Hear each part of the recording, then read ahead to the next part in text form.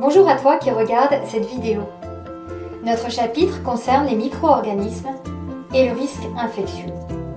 Comment des micro-organismes peuvent-ils conduire jusqu'à une infection? C'est la question à laquelle nous allons essayer de répondre.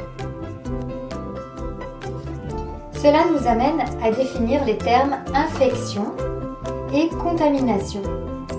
Une infection est la multiplication de micro-organismes dans un organisme, comme l'être humain par exemple, après contamination. Et une contamination est la pénétration des micro-organismes dans un organisme. Certaines maladies chez l'homme nous montrent que nous y avons été confrontés.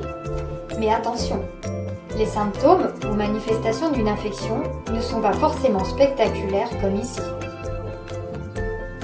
Qui sont donc les micro-organismes et où les trouve-t-on?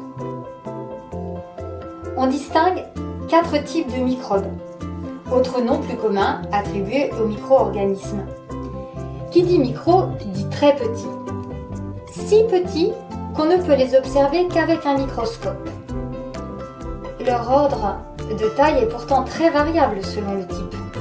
Ainsi, on distingue par ordre de taille croissant les virus, les bactéries, les champignons microscopiques et les protozoaires.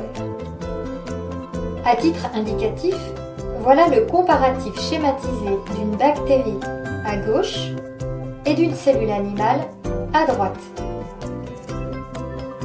Les différences ne sont pas que dans la taille, mais se jouent à différents niveaux. On distingue des micro-organismes dits pathogènes, car ils génèrent, autrement dit, ils provoquent des maladies, encore appelées pathologies, alors que d'autres ne le sont pas. C'est le cas des micro-organismes que l'on retrouve dans notre tube digestif et qui forment ce que l'on appelle le microbiote. Ces derniers sont absolument indispensables au bon fonctionnement de notre organisme. D'autres microbes non pathogènes sont portés par nos aliments, transformés ou non, quand d'autres encore se situent dans l'air ou l'eau. Pour les micro-organismes pathogènes, les modes de contamination sont variés.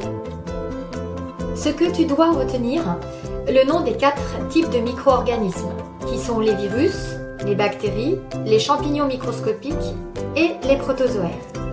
Plus le fait qu'ils sont présents partout, dans l'air que nous respirons, les aliments que nous consommons et sur bien d'autres supports. Et aussi que l'homme a donné un nom à chacun, ce qui permet de les classer.